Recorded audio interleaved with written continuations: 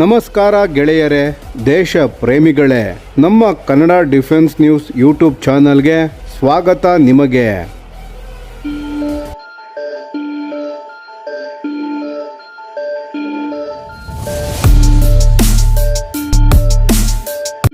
ಭಾರತದ ರಕ್ಷಣಾ ಕ್ಷೇತ್ರಕ್ಕೆ ಮತ್ತೊಂದು ಮಹತ್ವದ ಸಾಧನೆ ಸಿಕ್ಕಿದ್ದು, ಈ ಬೆಳವಣಿಗೆ ಈಗ ಪಾಕಿಸ್ತಾನದ ರಕ್ಷಣಾ ವಿಶ್ಲೇಷಕರ ಗಮನವನ್ನು ಸೆಳೆದಿದೆ.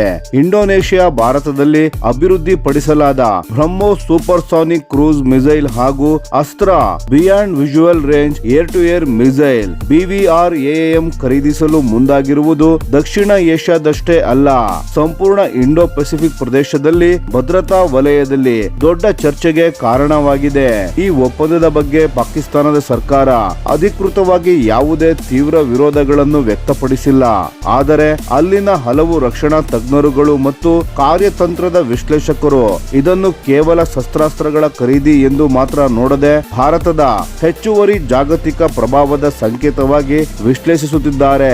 ಇದರ ಹಿಂದೆ ಇರುವ ಪ್ರಮುಖ ಕಾರಣವೇನು ಎಂದರೆ, ಇಂಡೋನೇಷ್ಯಾ ವಿಶ್ವದಲ್ಲೇ ಅತಿದೊಡ್ಡ ಮುಸ್ಲಿಂ ಬಹುಸಂಖ್ಯಾತ ರಾಷ್ಟ್ರವಾಗಿದೆ. ಹಲವು ವರ್ಷಗಳಿಂದ ಇಂಡೋನೇಷ್ಯಾ ಮತ್ತು ಪಾಕಿಸ್ತಾನ ಉತ್ತಮ ರಾಜತಾಂತ್ರಿಕ ಹಾಗೂ ಸ್ನೇಹಪೂರ್ಣ ಸಂಬಂಧಗಳನ್ನು ಹೊಂದಿವೆ. ಇಂತಹ ಸಂದರ್ಭದಲ್ಲಿ ಇಂಡೋನೇಷ್ಯಾ ಭಾರತದ ಜೊತೆ ರಕ್ಷಣಾ ಸಹಕಾರವನ್ನು ಮತ್ತಷ್ಟು ಗಟ್ಟಿಗೊಳಿಸಿರುವುದು ಪಾಕಿಸ್ತಾನದಲ್ಲಿ ಹೊಸ ಚರ್ಚೆಗೆ ಕಾರಣವಾಗಿದೆ.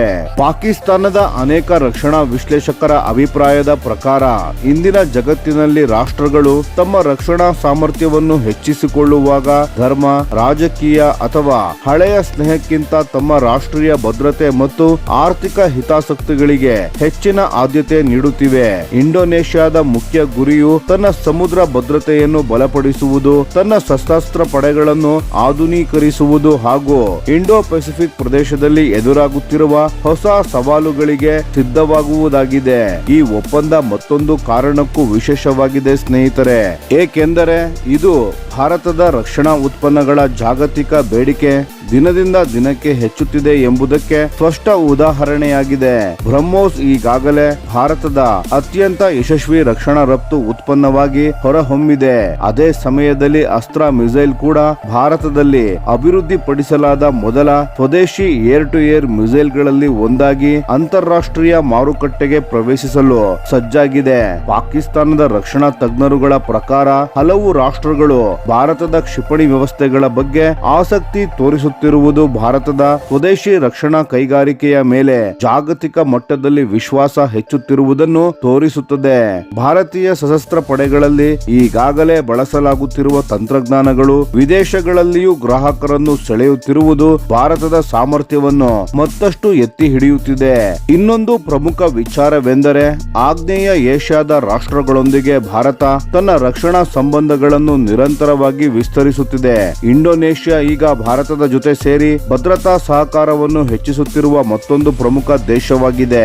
ಇದರಿಂದ ಇಂಡೋ ಪೆಸಿಫಿಕ್ ಪ್ರದೇಶದಲ್ಲಿ ಭಾರತದ ಕಾರ್ಯತಂತ್ರದ ಪ್ರಭಾವ ಮತ್ತಷ್ಟು ಬಲವಾಗುತ್ತಿದೆ ಎಂದು ಪಾಕಿಸ್ತಾನದ ವಿಶ್ಲೇಷಕರು ಅಭಿಪ್ರಾಯಪಟ್ಟಿದ್ದಾರೆ. ಕೆಲವರು ಈ ಬೆಳವಣಿಗೆಯನ್ನು organisation of Islamic cooperation OIC ಸದಸ್ಯ ರಾಷ್ಟ್ರಗಳ ದೃಷ್ಟಿಯಿಂದಲೂ ವಿಶ್ಲೇಷಿಸುತ್ತಿದ್ದಾರೆ. ಅವರ ಪ್ರಕಾರ ಇಂಡೋನೇಷ್ಯಾ ತನ್ನ ರಾಷ್ಟ್ರೀಯ ಹಿತಾಸಕ್ತಿಯನ್ನು ಮೊದಲ ಆದ್ಯತೆಯಾಗಿ ಪರಿಗಣಿಸಿದೆ. ಇದರಿಂದ ಇಂದಿನ ಜಾಗತಿಕ ಪರಿಸ್ಥಿತಿಯಲ್ಲಿ ಧಾರ್ಮಿಕ ಅಥವಾ ರಾಜಕೀಯ ನಂಟಿಗಿಂತ ಭದ್ರತೆ, ಆರ್ಥಿಕತೆ ಮತ್ತು ಕಾರ್ಯತಂತ್ರದ ಅಗತ್ಯಗಳೇ ಹೆಚ್ಚು ಮಹತ್ವ ಪಡೆಯುತ್ತಿವೆ ಎಂಬುದು ಸ್ಪಷ್ಟವಾಗುತ್ತಿವೆ. ಈ ಒಪ್ಪಂದದಲ್ಲಿ ವಿಶೇಷ ಗಮನ ಸೆಳೆದಿರುವ ಮತ್ತೊಂದು ಅಂಶ ಅಸ್ತ್ರ ಮಿಸೈಲ್ ಆಗಿದೆ, ಏಕೆಂದರೆ ಇಂಡೋನೇಷ್ಯಾ ತನ್ನ ವಾಯುಪಡೆಯಲ್ಲಿ ರಷ್ಯಾ ನಿರ್ಮಿತ Su-27 ಮತ್ತು Su-30 ಯುದ್ಧ ವಿಮಾನಗಳನ್ನು ಬಳಸುತ್ತಿದೆ. ಭಾರತ ಈಗಾಗಲೇ ತನ್ನ Su-30 MKI ಯುದ್ಧ ವಿಮಾನಗಳಲ್ಲಿ ಅಸ್ತ್ರ ಮಿಸೈಲ್ ಅನ್ನು ಯಶಸ್ವಿಯಾಗಿ ಅಳವಡಿಸಿದೆ. ಆದ್ದರಿಂದ ಇದೇ ಮಾದರಿಯ ಯುದ್ಧ ವಿಮಾನಗಳನ್ನು ಬಳಸುತ್ತಿರುವ ಇಂಡೋನೇಷ್ಯಾಕ್ಕೆ ಈ ಕ್ಷಿಪಣಿಯು ಅತ್ಯಂತ ಸೂಕ್ತ ಆಯ್ಕೆಯಾಗಿದೆ. ಪಾಕಿಸ್ತಾನದ ರಕ್ಷಣಾ ವಲಯದ ಅಭಿಪ್ರಾಯದ ಪ್ರಕಾರ ಇದು ಭಾರತದ ಮತ್ತೊಂದು ದೊಡ್ಡ ತಾಂತ್ರಿಕ ಸಾಧನೆಯಾಗಿದೆ, ಏಕೆಂದರೆ ಭಾರತ ಕೇವಲ ಕ್ಷಿಪಣಿಗಳನ್ನು ಮಾರಾಟ ಮಾಡುವ ದೇಶವಾಗಿಯೇ ಉಳಿದಿಲ್ಲ. ವಿದೇಶಿ ಯುದ್ಧ ವಿಮಾನಗಳಿಗೆ ಸ್ವದೇಶಿ ಶಸ್ತ್ರಾಸ್ತ್ರಗಳನ್ನು ಯಶಸ್ವಿಯಾಗಿ ಸಂಯೋಜಿಸುವ ತಾಂತ್ರಿಕ ಸಾಮರ್ಥ್ಯವನ್ನು ಅಭಿವೃದ್ಧಿಪಡಿಸಿದೆ. ಹಳೆಯ ಯುದ್ಧ ವಿಮಾನಗಳನ್ನು ಆಧುನೀಕರಿಸಲು ಬಯಸುವ ಅನೇಕ ರಾಷ್ಟ್ರಗಳಿಗೆ ಈ ಸಾಮರ್ಥ್ಯವು ಬಹಳ ಉಪಯುಕ್ತವಾಗಬಹುದು. ಇನ್ನೊಂದೆಡೆ ಪಾಕಿಸ್ತಾನದ ಸರ್ಕಾರ ಈ ವಿಷಯದಲ್ಲಿ ಸಮತೋಲನದ ನಿಲುವನ್ನು ಅನುಸರಿಸಿದೆ. ಇಂಡೋನೇಷ್ಯಾ ಜೊತೆಗಿನ ತನ್ನ ರಾಜತಾಂತ್ರಿಕ, ಆರ್ಥಿಕ ಹಾಗೂ ರಕ್ಷಣಾ ಸಂಬಂಧಗಳಿಗೆ ಯಾವುದೇ ಹಾನಿಯಾಗದಂತೆ ಸಾರ್ವಜನಿಕವಾಗಿ ಈ ಒಪ್ಪಂದವನ್ನು ಟೀಕಿಸುವುದನ್ನು ತಪ್ಪಿಸಿದೆ. ಎರಡೂ ದೇಶಗಳ ನಡುವಿನ ಸಹಕಾರ ಮುಂದುವರೆದಿದ್ದು, ಈ ಕ್ಷಿಪಣಿ ಒಪ್ಪಂದದಿಂದ ಆ ಸಂಬಂಧಗಳಿಗೆ ಯಾವುದೇ ಅಡ್ಡಿಯಾಗದಂತೆ ನೋಡಿಕೊಳ್ಳಲಾಗುತ್ತಿದೆ. ಆದರೆ ಪಾಕಿಸ್ತಾನದ ಕಾರ್ಯತಂತ್ರ ವಿಶ್ಲೇಷಕರ ಚರ್ಚೆಗಳನ್ನು ಗಮನಿಸಿದರೆ ಈ ಒಪ್ಪಂದವನ್ನು ಭಾರತದ ಹೆಚ್ಚುತ್ತಿರುವ ಜಾಗತಿಕ ಪ್ರಭಾವದ ಮತ್ತೊಂದು ಸ್ಪಷ್ಟ ಉದಾಹರಣೆಯಾಗಿ ನೋಡಲಾಗುತ್ತಿದೆ. ಭಾರತದ ರಕ್ಷಣಾ ಉತ್ಪನ್ನಗಳು ಈಗ ವಿಶ್ವದ ಹಲವು ರಾಷ್ಟ್ರಗಳ ವಿಶ್ವಾಸವನ್ನು ಗಳಿಸುತ್ತಿದ್ದು, ರಕ್ಷಣಾ ತಂತ್ರಜ್ಞಾನ, ಕೈಗಾರಿಕಾ ಸಹಕಾರ ಮತ್ತು ಕಾರ್ಯತಂತ್ರದ ಪಾಲುದಾರಿಕೆಯಲ್ಲಿ ಭಾರತ ಹೊಸ ಎತ್ತರವನ್ನು ತಲುಪುತ್ತಿದೆ ಎಂಬ ಅಭಿಪ್ರಾಯ ವ್ಯಕ್ತವಾಗುತ್ತಿದೆ. ಒಟ್ಟಾರೆ ಇಂಡೋನೇಷ್ಯಾದ ಈ ನಿರ್ಧಾರವು ಇಂದಿನ ಜಗತ್ತಿನಲ್ಲಿ ದೇಶಗಳು ತಮ್ಮ ರಾಷ್ಟ್ರೀಯ ಭದ್ರತೆ, ಆರ್ಥಿಕ ಹಿತಾಸಕ್ತಿ ಮತ್ತು ಕಾರ್ಯತಂತ್ರದ ಅಗತ್ಯಗಳಿಗೆ ಮೊದಲ ಆದ್ಯತೆ ನೀಡುತ್ತಿವೆ ಎಂಬುದನ್ನು ಮತ್ತೊಮ್ಮೆ ಸಾಬೀತುಪಡಿಸಿದೆ. ಇದೇ ಸಮಯದಲ್ಲಿ ಭಾರತವು ವಿಶ್ವಾಸಾರ್ಹ ರಕ್ಷಣಾ ತಂತ್ರಜ್ಞಾನ ರಫ್ತುದಾರ ರಾಷ್ಟ್ರವಾಗಿ ವೇಗವಾಗಿ ಹೊರಹೊಮ್ಮುತ್ತಿರುವುದು ಈ ಬೆಳವಣಿಗೆಯಿಂದ ಸ್ಪಷ್ಟವಾಗಿ ಗೋಚರಿಸುತ್ತಿದೆ. ಈ ವಿಷಯದ ಬಗ್ಗೆ ನಿಮ್ಮ ಅಭಿಪ್ರಾಯವೇನು ಸ್ನೇಹಿತರೆ? ಇಂಡೋನೇಷ್ಯಾದ ಈ ನಿರ್ಧಾರ ಭಾರತಕ್ಕೆ ಇನ್ನಷ್ಟು ಅಂತಾರಾಷ್ಟ್ರೀಯ ಅವಕಾಶಗಳನ್ನು ತಂದುಕೊಡುತ್ತದೆಯೇ? ನಿಮ್ಮ ಅಭಿಪ್ರಾಯವನ್ನು ದಯವಿಟ್ಟು ಕಾಮೆಂಟ್ ನಲ್ಲಿ ತಿಳಿಸಿ. ಧನ್ಯವಾದಗಳು.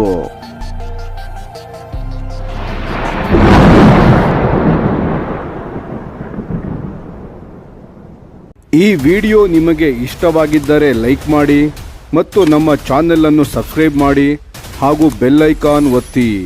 ಯಾವ ಅಪ್ಡೇಟ್ಗೂ ಮಿಸ್ ಆಗಬೇಡಿ. ಡಿಫೆನ್ಸ್ ಸುದ್ದಿಗಳನ್ನು ತ್ವರಿತವಾಗಿ ಪಡೆಯಿರಿ. ನಿಮ್ಮ ಬೆಂಬಲವೇ ನಮ್ಮ ಶಕ್ತಿ. ಭಾರತ ಬಲಿಷ್ಠವಾಗಲಿ ಎಂದು ಆಶಿಸುತ್ತಾ ಭಾರತ ಮಾತೆಗೆ ಜೈ. ಧನ್ಯವಾದಗಳು.